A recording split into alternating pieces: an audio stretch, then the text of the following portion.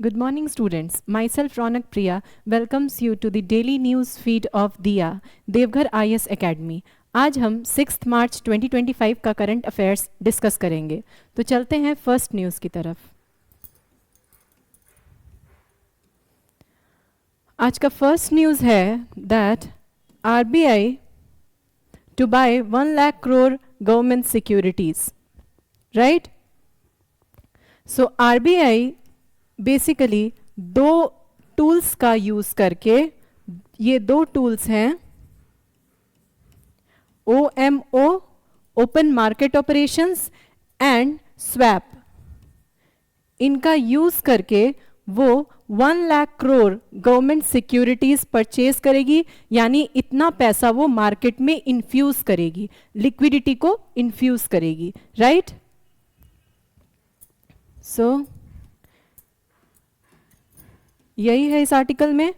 हम next important article is over centralisation threatens federal health policy. Basically इस article में ये बताया गया है कि doctor Tanvi Bahl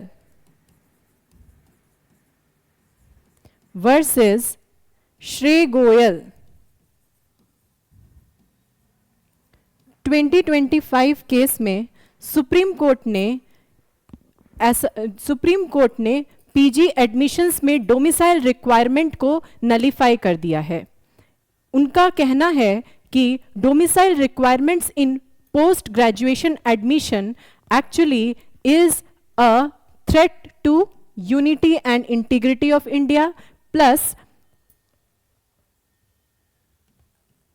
plus the admissions into PG should be based on merit.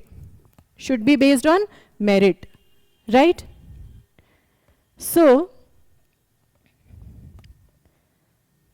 before this judgment of the Supreme Court, PG में admissions के लिए डोमिसाइल का रिक्वायरमेंट होता था, यानी कि आपको राज्य का निवासी होना होता था किसी भी स्टेट के मेडिकल कॉलेजेस में एडमिशन लेने के लिए. ठीक है, लेकिन इस जजमेंट के थ्रू सुप्रीम कोर्ट ने इस रिक्वायरमेंट को नलीफाई कर दिया है. राइट? लेकिन इस आर्टिकल में इसका क्रिटिकल एस्पेक्ट को डील किया गया है. क्या बताया गया है कि जो पब्लिक हेल्थ है वो एक स्टेट सब्जेक्ट है. Right? Public health is a state subject और हर स्टेट का हेल्थ का अपना रिक्वायरमेंट होता है. राइट?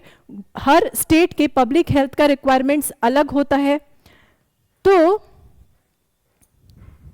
क्या होगा कि अगर सारे पब्लिक हेल्थ, तो इसलिए ये स्टेट्स के ऊपर होना चाहिए कि वो टर्म्स एंड कंडीशंस फिक्स करें. फर्स्ट. सेकेंड थिंग इज कि अगर कोई बच्चा मान लो पंजाब से है और वो तमिलनाडु के कॉलेज में एडमिशन लेना चाहता है, तो वो पीजी कोर्स कंप्लीट करने के बाद वापस अपने स्टेट में चला जाएगा. This will disincentivise the state from investing in public health infrastructure. इससे स्टेट भी पब्लिक हेल्थ इंफ्रास्ट्रक्चर में इन्वेस्ट करने से कतराएगी, है ना, और वो इसके जो हेल्थ वर्कर का रिक्वायरमेंट है वो भी अफेक्टेड होगा. तो इस पर्सपेक्टिव को, इसके क्रिटिकल पर्सपेक्टिव को इसमें डील किया गया है. Right? Now let's move on to the next article. Next article is US will impose reciprocal tariffs from April 2. So despite Prime Minister of India visiting US and Foreign Secretary, दोनों के foreign secretary में भी कुछ दिन पहले हमने देखा था कि बातचीत हुई थी. ठीक है, प्राइम मिनिस्टर ने भी यूएस विजिट किया, लेकिन उसके बाद भी यूएस इंडिया पर रिटेलिएटरी रेसिप्रोकल टैरिफ्स लगा रहे हैं. Right? To overcome the trade deficit that US has with India. जो यूएस और इंडिया के बीच में ट्रेड डेफिसिट है उसको ओवरकम करने के लिए रेसिप्रोकल टैरिफ्स यूएस के द्वारा लगाया जा रहा है इंडिया पे. लेकिन सिर्फ इंडिया पे नहीं, ये ऐसा रेसिप्रोकल टैरिफ्स यूएस ने कनाडा, मेक्सिको, चाइना पर भी इंपोज किया है 25% का, राइट? लेकिन और बाकी कंट्रीज जैसे कनाडा, मेक्सिको, चाइना, इन्होंने भी उस पर रिटेलिएटरी रेसिप्रोकल टैरिफ्स इंपोज किए हैं, but the answer of India is silent. India अभी इस मैटर पर साइलेंट है, ठीक है? So let's see the next article. Next article is Warriors of Hope. Ashas need adequate remuneration to be effective in their role. Now here, ASHA stands for Accredited Social Health Activist. ठीक है? ASHA stands for Accredited Social Health Activist. Ashas have come into existence via a scheme known as National Rural Health Mission 2005-6. ठीक है? जो national rural health mission आया था 2005-6 का, उससे आशा existence में आए हैं, आशा वर्कर्स एग्जिस्टेंस में आए हैं, right? And Asha have come into existence and basically they work as intermediary between public health infrastructure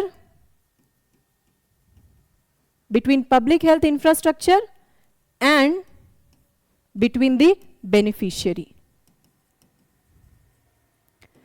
इस आर्टिकल में ये बताया गया है कि जो उनको सैलरी दी जाती है that is a mere 5,000 to 15,000 rupees.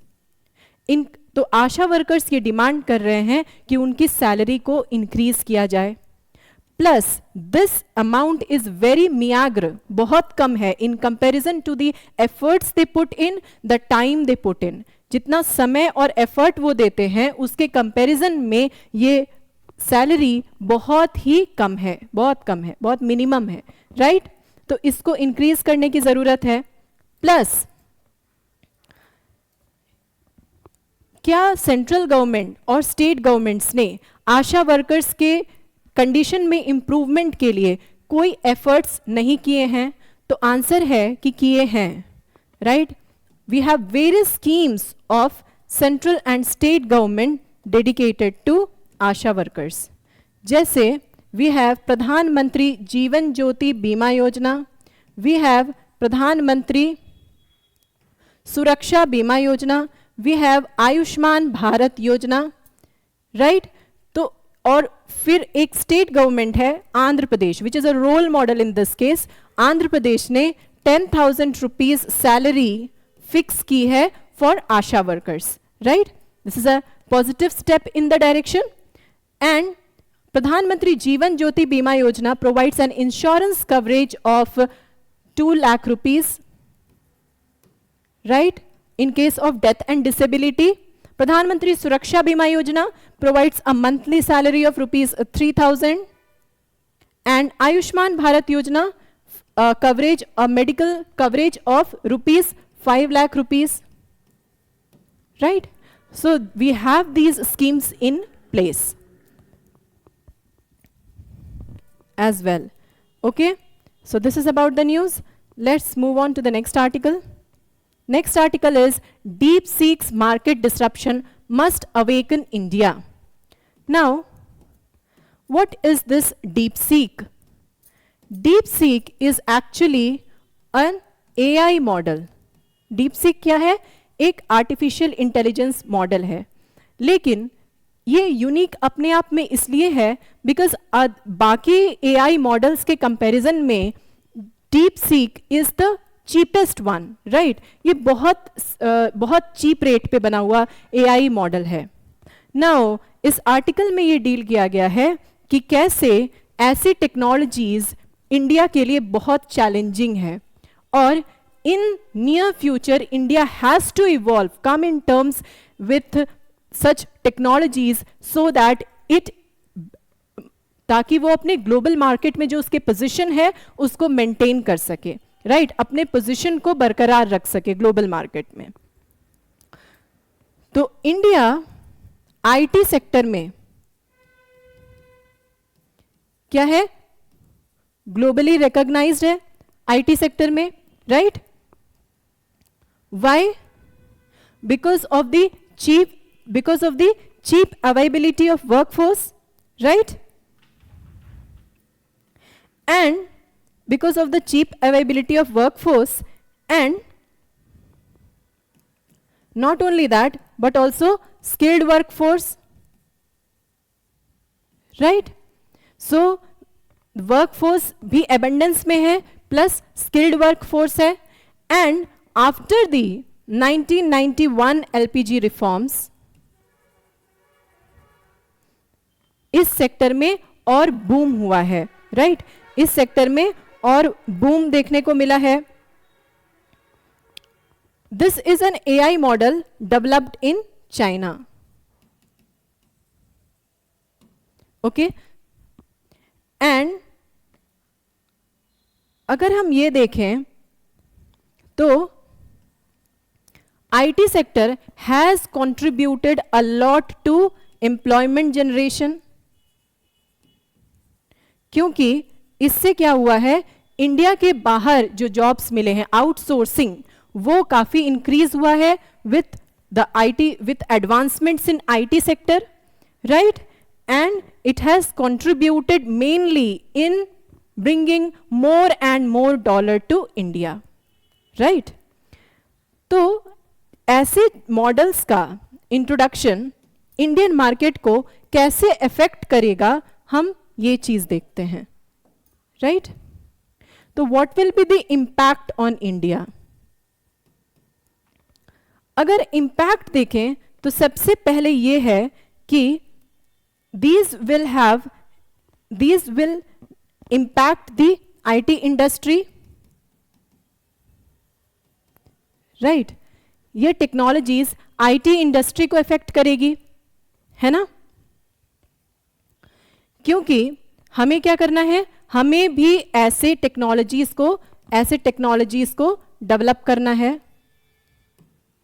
ना, जैसे, एंड जो भी कंपनीज हैं उनको ये जरूरत है दैट वो नॉन कोर सेक्टर में भी इन्वेस्ट करें। जैसे deep seek is a financial firm, लेकिन फिर भी वो किस एरिया में काम कर रहा है, आर्टिफिशियल इंटेलिजेंस के फर्म में काम कर रहा है। तो वैसे ही इंडिया के जो फर्म्स हैं उनको अपने कोर सेक्टर को छोड़ के नॉन कोर सेक्टर में भी इन्वेंशन एंड इन्वेस्टमेंट करना चाहिए, राइट। तो ऐसे इन्वेंशंस टाइम टू टाइम होते रहेंगे, but we need to evolve with these technologies, we need to evolve with time, right. और अगर क्या होगा कि इंडियन कंपनीज के साथ अगर वेस्टर्न कंपनीज भी ऐसे मॉडल्स को यूज करने लगे तो क्या होगा कि इंडियन का जो एम्प्लॉयमेंट है वेस्टर्न कंट्रीज में वो अफेक्टेड होगा, एंड जो आउटसोर्सिंग है इंडियंस की वो बंद हो जाएगी।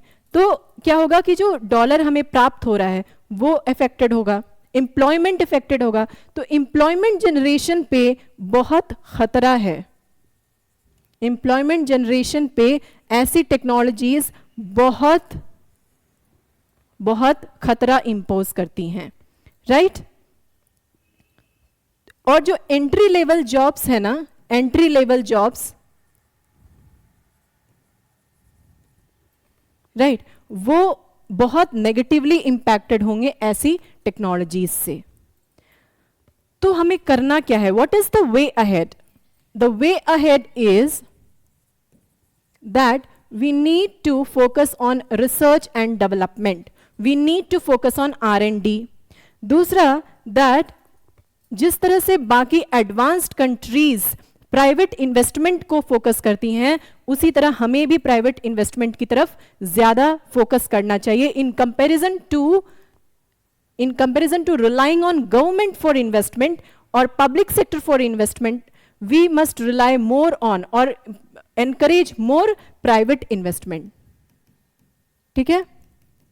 हमें ज्यादा से ज्यादा प्राइवेट इन्वेस्टमेंट को एनकरेज करना है। Next is that allocating resources for non-core sector also, right? So this is about the news. Let's see the next news. Next news is Supreme Court seeks Uttarakhand response on misuse of afforestation funds.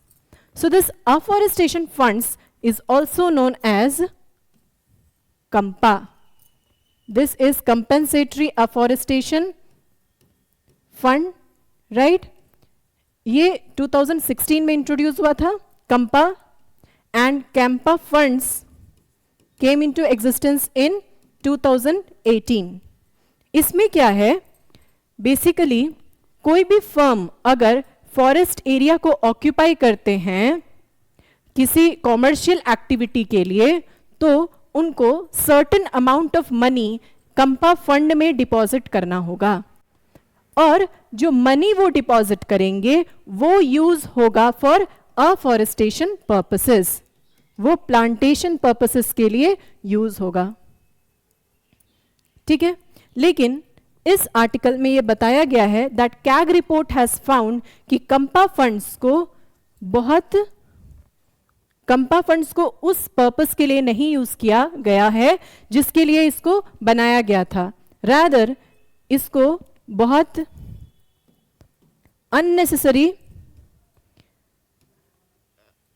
Unnecessary सामान के purchase में use किया गया, जैसे gadgets, iPhones, laptops वगैरह, इन चीजों को purchase करने के लिए यूज किया गया है, right? So the supreme court is asking, seeking Uttarakhand response on misuse of these funds, right?